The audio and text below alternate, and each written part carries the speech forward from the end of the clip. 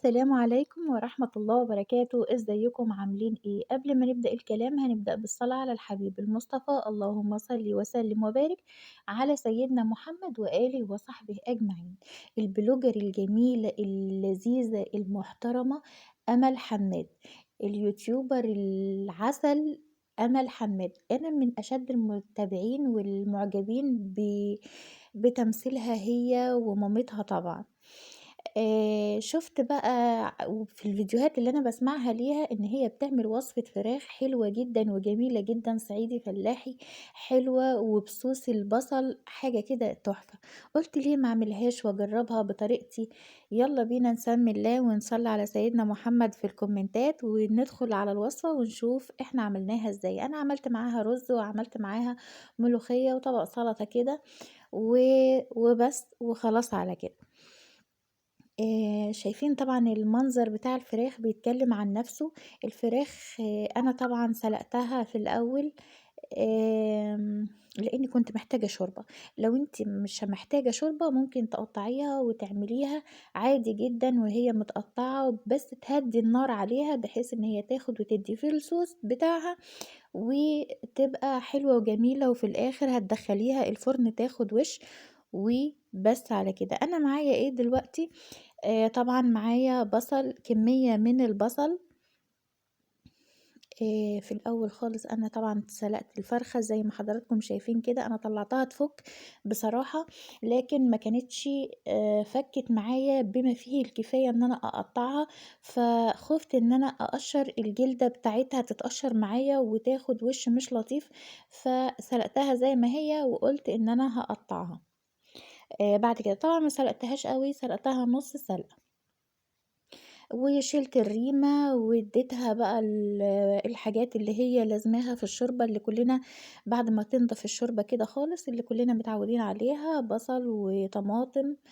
المفروض إن الفيديو ده في الأول، بصل وطماطم وفلفل أسود وتوابل كبابة صيني وملح.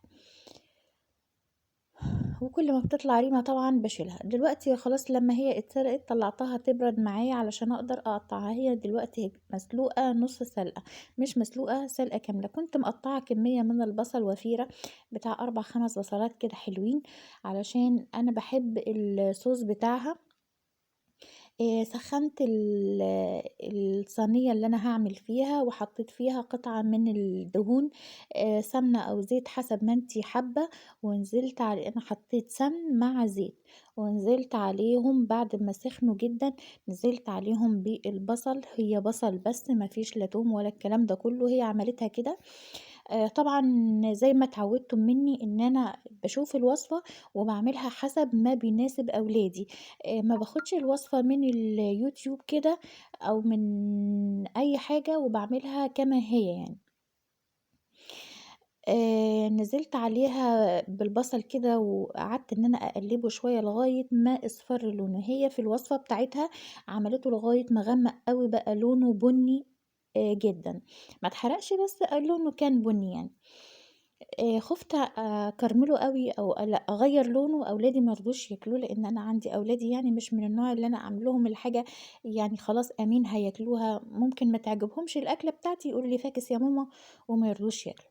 المهم كده لغاية ما أخدت اللون معايا، ونزلت عليها بالفراخ اللي أنا مقطعاها حسب نوايب لأولادي، مش عايزة تقطعيها أصغر من كده براحتك كما تشائين. بس أنا بصراحة حبيت إن أنا ما أقطّعهاش أوي يعني علشان خاطر إن هي تبقى محتفظة بالجلد بتاعها. أنتم عارفين لمّا السكينة تفضل تخرّط وتقطّع ممكن تبهدل لي الجلدة بتاعتها. والجلدة أولًا هتحميها لمّا تدخل الفرن إن هي تنشف، تاني حاجة هتخلّيها وهتخلّيها juicy برضه، وهتدّيها لون حلو.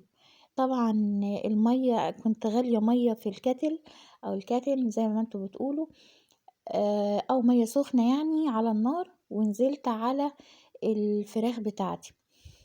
أنا نزلت عليها زي ما هي كده، لإن أنا برضه في أي حركة باعملها باراعي الجلدة بتاعتها بتاعة الفراخ إن هي ما تتقشّرش معايا.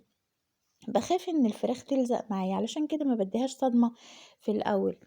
باخاف تلزق في الصينية أو في الحاجة اللي أنا هاعمل فيها، علشان خاطر طبعًا أنا مش باعمل إن أنا ما عملتش من الأول في سيراميك أو في حاجة عازلة للزق يعني. وابتديت إن أنا آخد من الصوص وأشبّع الفراخ بالمنظر اللي حضراتكم شايفينه ده، وخلّيت كمية المَيّة فوقها شوية. إيه ده! وابتدت إن هي تغلي كده بالمنظر اللي حضراتكم شايفينه ده، وبعدين دخّلتها الفرن أخدت وِش معايا.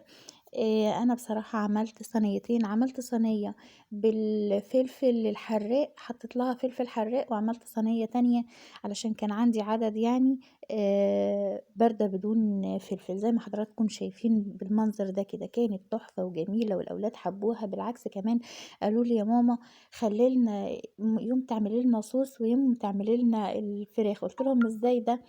يعني كمان قبل كده أنا عملت الوصفة دي كذا مرّة فعجبتهم يعني. قبل كده كنت باقطّع معاها كمان الكبد والقوانص، بحيث إن هُم في جزء من أولادي بيحب ياكل الحاجات دي عادي يعني الكبد والقوانص، فكان طعمها حلو جدًا. وإذا عجبتكم طبعًا وصفاتي هتضغطوا لي لايك وشير وتفعيل الجرس، وافتكروني بدعوة حلوة، وباحب جدًا، جدًا البلوجر الجميلة اليوتيوبر الحلوة الجميلة أمل حماد، ربنا يبارك لها ويحفظها يا رب، ويزوّد متابعينها ومتابعيننا إحنا كمان.